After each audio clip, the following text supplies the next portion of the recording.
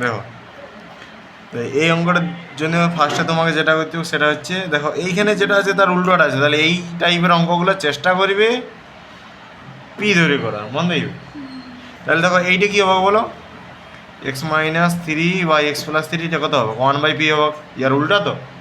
তাহলে ওই মানটা জাস্ট এখানে বসাও আর এটা লিখে দেবে ধরি, ঠিক আছে। তাহলে এইটা হবে তোমার পি প্লাস 6 × 1/p, তাই তো, মানে 6/p ইকুয়াল টু কত হবে 5।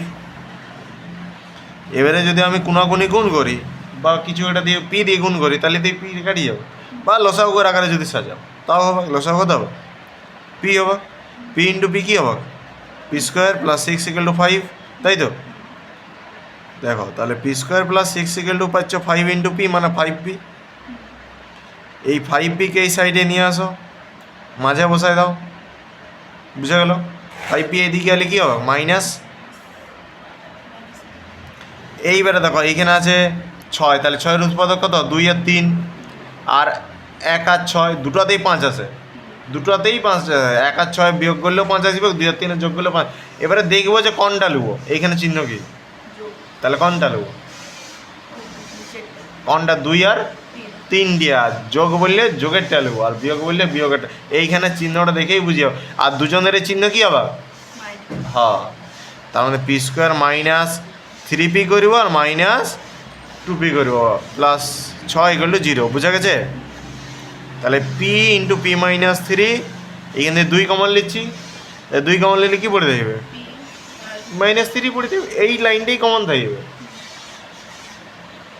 তাহলে পি মাইনাস 3 যদি কমন লাভ পড়ে থাকছে কি পি মাইনাস 2 = 0। এবারে আগে তুমি কনসেপ্ট অনুযায়ী কী পড়লে, যে দুজনের গুণফল তখনই 0 হতে পারে যখন একজন 0 হবে, তাহলে হয় কে 0, পি মাইনাস 3টা 0, বা পি এর মান কত 3, আর পি এর মান মানে কোনটা এক্স প্লাস 3 বা এক্স মাইনাস 3। এবারে এইখান থেকে তোমার এক্সের মান বের করতে হবে, এবারে কোনটা আগে লিখবে, দেখো 3 দিয়ে ইয়াকে গুণ করলে এটা বড় হবে, তাহলে এইটাকে আগে লিখবে, আর তলে কিছু নেবে না কত 1, এইটা ছোটোটা হবে, তাহলে বড়টাকে আগে লিখবে, মন দেখবে। তাহলে তোমারই সুবিধা, নাহলে মাইনাস চিহ্ন আসবে,